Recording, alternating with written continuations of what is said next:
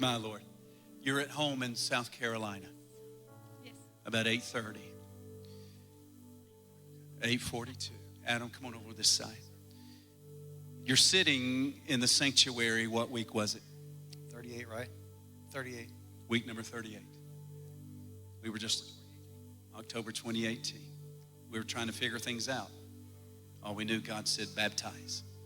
You're watching people get immersed, and you said, what? I feel in my heart I need to go what? I had come for a few weeks before, and that day, the whole day, I just knew that I had to stand in the water for her and proxy for her. Proxy. It's people like you that make people like you that cause videos to be produced that are negative, because hearing proxy, getting baptized for people in proxy, they run with that like wildfire. But I don't care.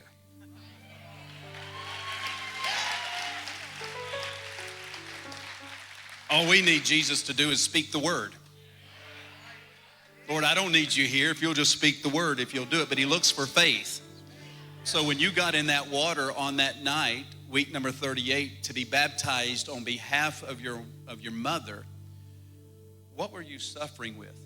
46 years of severe ulcerative colitis. Twice the doctors wanted to take my colon out. I would not let them. I don't know why. When you would eat, what would happen?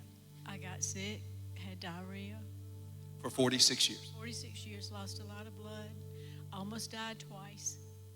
So you're sitting at home in South Carolina, you're just watching television or doing piddling around? Yeah.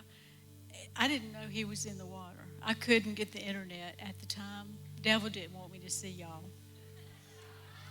So you get in the water, you get out of the water, you call your mother, right? Is that what went on? Correct. What'd you say to her? I just let her know that I was in the water for her, and I stood in for her healing, and she was thankful, but she didn't realize at that time what had happened.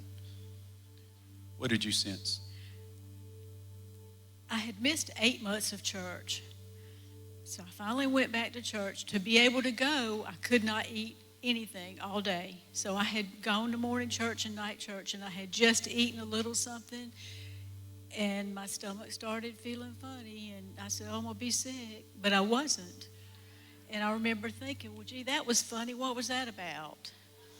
10 minutes later, he calls me, Mom, I got to tell you something, but I don't have time to talk. I got to hurry up and get back in there. I stood in the pool for you and asked for your healing, but I got to go back inside. I don't want to miss anything. Okay, oh, Adam, that's great. And I didn't tell him I had that feeling in my stomach about 10 minutes before that.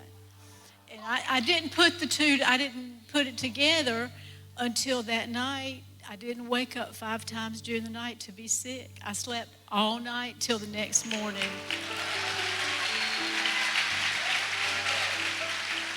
So your ulcerative colitis completely healed. Totally healed. I wanted to call him at 4 o'clock in the morning, but I couldn't call him because he would think something was terribly wrong. I never called him that time of day.